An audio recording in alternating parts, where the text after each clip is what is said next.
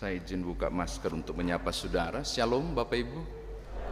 Bolehkah saudara memberi salam kanan kiri muka belakang? Katakan damai sejahtera bagimu untuk berbagi sukacita di hari Minggu, hari Tuhan ini. Saya menyapa juga warga jemaat yang ada di kanal YouTube GPIB Karis. Damai sejahtera juga untuk saudara. Bapak Ibu, tolong lihat ayatnya yang kedua.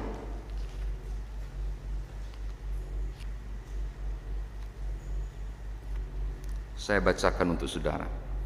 Berbicaralah kepada segenap jemaah, tolong garis bawahi kata jemaah, Israel, dan katakan kepada mereka, kuduslah kamu sebab aku Tuhan Allahmu kudus.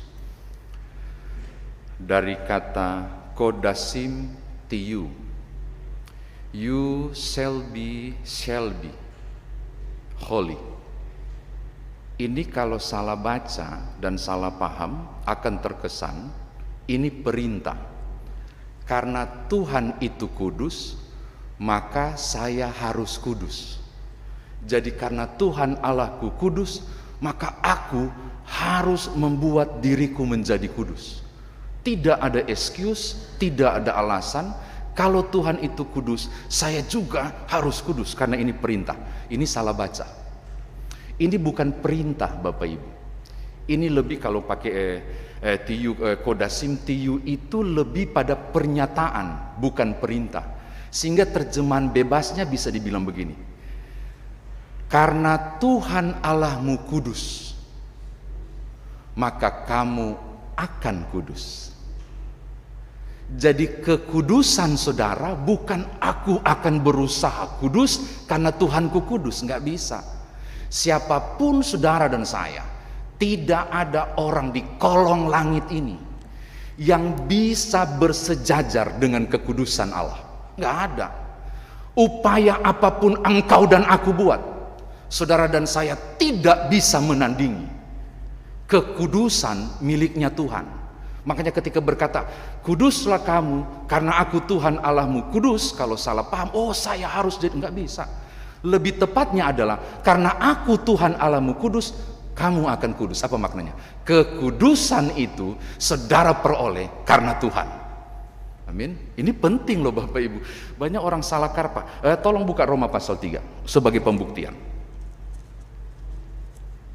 Roma pasal 3 dari minggu lalu ya, saya bilang kita akan buka Alkitab kalau gali firman Tuhan. Roma pasal 3 ayat 10 sampai 12 saja saya baca secara cepat. Roma pasal 3 ayat 10 sampai ayat yang ke-12.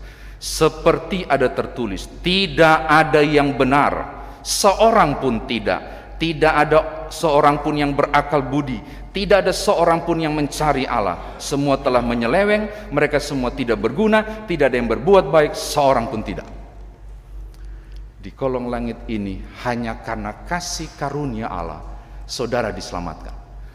Tidak bisa berkata aku kudus, sebab soal sifat kekudusan itu sifatnya Allah.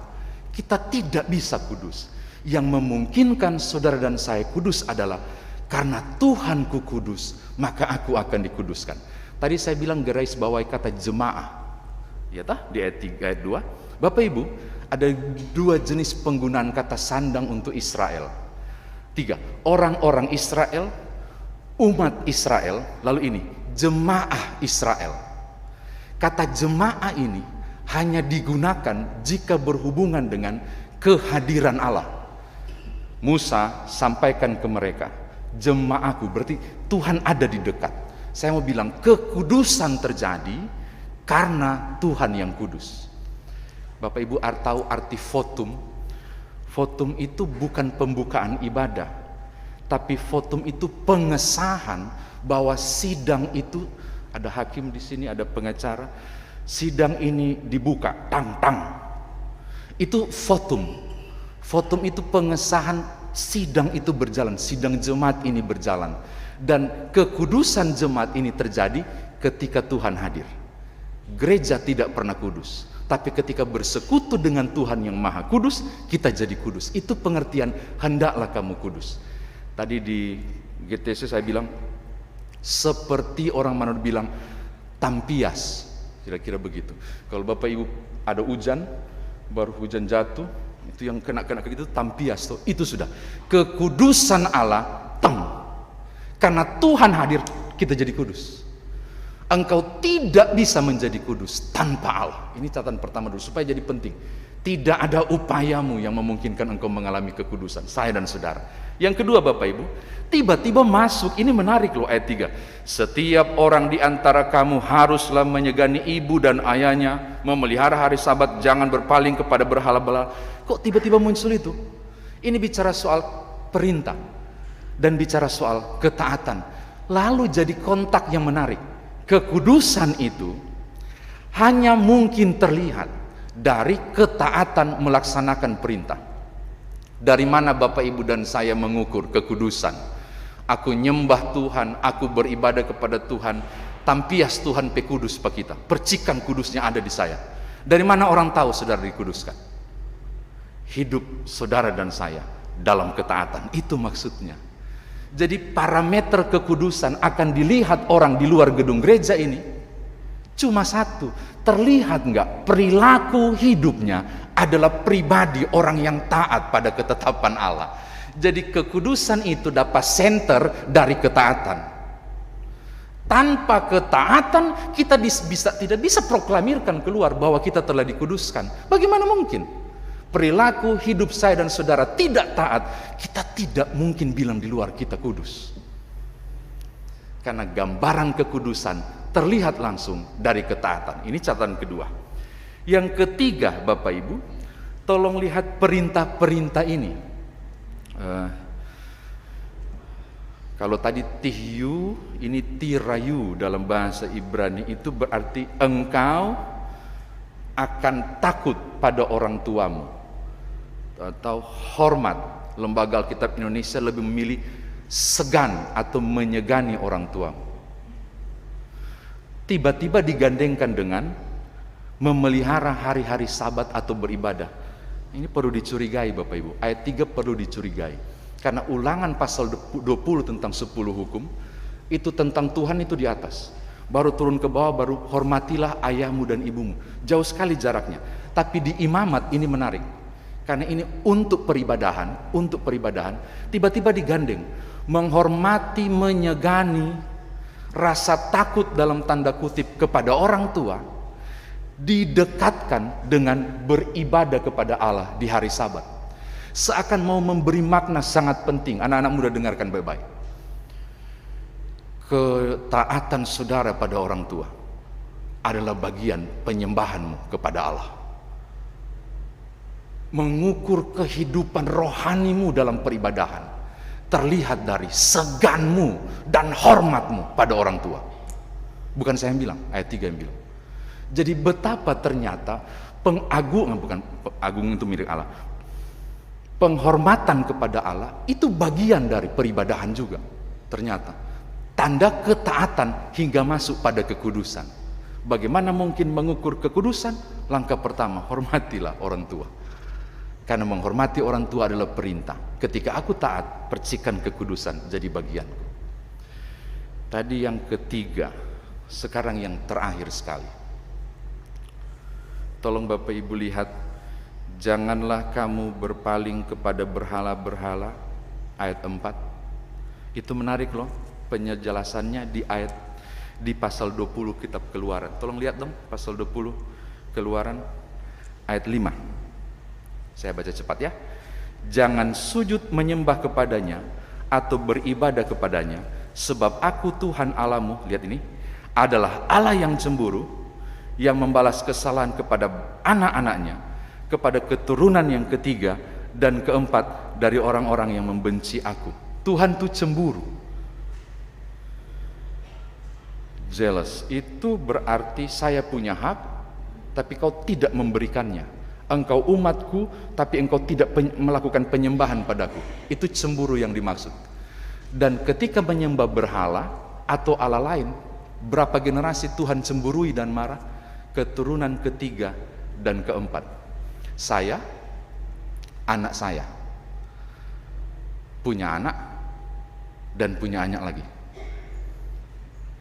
Istri saya di mobil bilang begini waktu habis layani di GTC, terlalu ribet sih jelasin, bilang aja cicit. Oh ya, cicit. 4 generasi ya, cicit ya. Ya, saya, anak saya punya cucu, cicit. 4 generasi Tuhan balik kanan.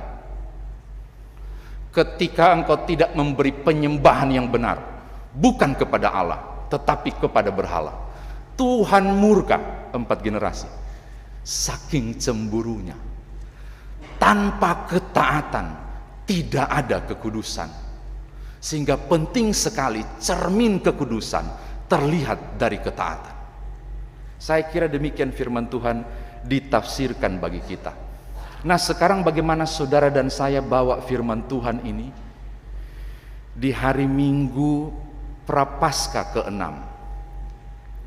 H-6 minggu kita akan masuk masa raya Paskah. Ini ada gambar ikan, sama kan? Ada gambar ikan, itu iktus. Ikan itu bahasa Yunaninya iktus. Tulisannya begini. Setiap huruf ini punya arti. Yesus Kristus, Anak Allah, Juru Selamat. Orang cuma anggap sepele ikan ini punya makna, Bapak Ibu. Zaman dulu, di masa orang Kristen perdana sesudah Yesus naik ke sorga, dorang dikejar luar biasa, dianggap bidat dari Yahudi dan tidak diterima di ibadah-ibadah. Di manakah mereka beribadah? Salah satu tempat istimewa untuk beribadah di katakombe. Bapak Ibu tahu katakombe? Goa tempat menguburkan jenazah. Itu katakombe. Dan gak boleh ditahu. Mereka membuat sandi menarik nih. Ini sandi juga walaupun iktus punya makna itu. Ketika saya ke pasar misalnya, saya akan membuat tanda dengan kaki setengah lingkaran. Kalau ada orang Kristen yang lihat, dia akan balas lingkaran bawah. Maka ini ketemu ini jadi iktus. Habis itu berjalan dan saya akan ngekor ke dia karena dia yang tahu katakombe nomor berapa orang mau ibadah. Bapak Ibu lihat, ini sesuatu yang luar biasa. Demi ketaatan kepada Allah supaya mendapatkan kekudusan, apapun halangannya, penyembahanku tetap kepada Allah. Bapak Ibu kira gampang jadi orang Kristen zaman perdana? Romawi dan Yahudi kroyok dorang sama-sama. Di zaman Paulus, Nero luar biasa. Yang saya mau katakan, apapun halangannya, ibadahku dan ketaatanku tetap kepada Allah. Saya semangat mau bilang, kekudusan saya dan saudara itu hanya anugerah dan sangat terukur dari ketaatan. Saya tidak tahu, Bapak Ibu lah yang bisa rasa sendiri. Berapa banyak orang yang sepele tentang berhala. Saya lahir besar Manado. So habis mau pergi keluar, sambayang dulu. Pas so buka pintu, tiba-tiba cecak berbunyi. Nggak jadi pigi. Siapa? Cecak bilang jang pigi. Oh Tuhan, cecak lebih sakti dari doa tadi. Sepele. Bagi saya, bagi Bapak Ibu sepele, tidak bagi Tuhan. Ini hal-hal sederhana. Betapa sangat penting hidup tergambar kekudusan dari hidup di dalam ketaatan. Kalau sekarang kan orang sudah aja pakai kata pakatan sudah nggak ada kan, sudah modern tuh. Kalau ada bertobatlah, kerajaan Allah sudah dekat. Yang saya mau katakan, pengagungan kepada Allah jadi pusat, supaya kekudusan menjadi bagian Bapak Ibu. Tanpa itu tidak mungkin kita disebut terhisap pada percikan, kuduslah kamu sebab aku adalah kudus. Terakhir, Minggu Prapaskah ke-6. Saatnya saudara dan saya mengambil waktu di pekan-pekan suci seperti ini untuk introspeksi diri, untuk buat perenungan. Apakah aku telah menggambarkan kekudusan karena Allah adalah kudus? Ini minggu-minggu Prapaskah, minggu-minggu perenungan. Mari koreksi, mulai mawas diri, jaga itu mulut, jaga perilaku kehidupan. Perhatikan pergaulan, jadilah Kristus dalam hidup saudara, supaya orang boleh melihat betul si Nyoman itu kudus. Dari mana?